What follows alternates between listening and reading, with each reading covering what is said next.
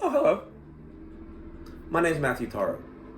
A wise man once said, I was never hungover. After I've had too much whiskey, I cook myself a large flank steak, pan fried in salted butter. I eat that, put on a pair of wet socks, and go to sleep. This quote is from Season 5, Episode 13 of Parks and Recreation. The man, Ron Swanson. This is the power of a nicely cooked pan-seared steak. Using nothing but a skillet, you can even cook a steak what is called Pittsburgh rare, which is usually reserved for high-end restaurants. In Pittsburgh, where I was born and raised, there are legends of steelworkers cooking their steak for lunch on the cooling steel of a furnace. Sasha Gray wrote for the website Serious Eats that they would set them briefly on the hot steel for just a moment on each side, charring them immediately, but still being raw in the center. This is how I grew up eating steak. Today, let's go over the preparations we need to cook a steak.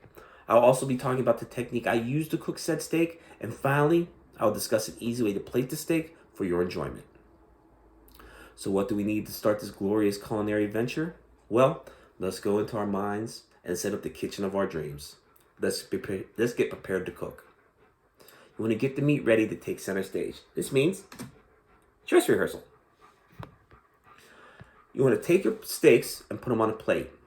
You want to take a paper towel and dry the steaks dry on both sides. Then you choose whether you want to use a dry marinade or a wet marinade. For a dry marinade, I prefer to use salt, pepper, garlic powder, and onion powder. For a wet marinade, I use the same thing as a dry marinade, but I use Worcestershire sauce first. That way the sauce doesn't wash off all your seasoning. You can also experiment with whatever you have in the cupboard, or you can just use a salt and pepper like a purist. Then you want to put the plate in the fridge with your steaks. You want to set it and forget it, at least for a couple hours. But while you're in there, you might as well take out the butter. Then you want to get everything you need to actually do the cooking. First, you want to choose the right pan, which Mary West from Livestrong.com recommends a thick bottom cast iron skillet to retain as much heat as possible. Or you can use whatever pan you have available. But be careful with using Teflon and high heat because they do let off fumes that can be toxic.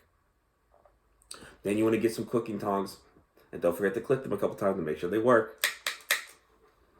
You also want to put a fan in the window to ventilate all the smoke you're about to create from all this high heat cooking. Now that everything's in place, let's turn up that heat and actually get cooking. This is a good technique to be able to cook a steak, Pittsburgh rare.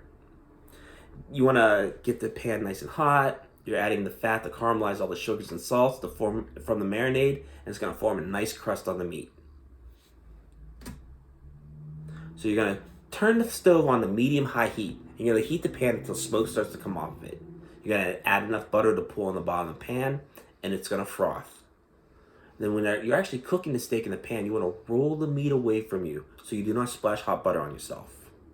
You're going to sear each side for just a minute or two until a nice crust forms. And then you're going to flip it. You're going to take a spoon, you're going to base all that butter and all the juices from the cooking meat all over the other side of the steak continuously as you cook both sides. Then finally, you're going to take it and you're going to stand it up to the side of the pan. You're going to sear off that fat cap until all the fat is nice and crispy. Now that the steak is ready for the ball, we need a side piece to accompany the steak to the party in your mouth. Basically, what you want to do is you want to plate the steak and let it rest while we prepare this side dish. So first, you're going to place the steak on a plate. You're going to spoon some of those delicious juices from the pan on top of it, and then you're going to cover it in foil to retain the heat. While you let it rest, so all the juices inside can redistribute, you're going to prepare your side vegetable.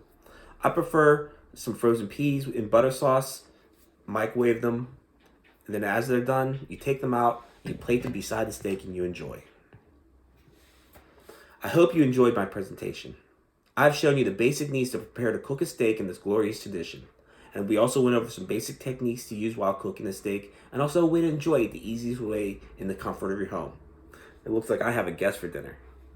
Well, I hope I made you hungry. Now, excuse me, I have a steak to cook. Thank you for your time.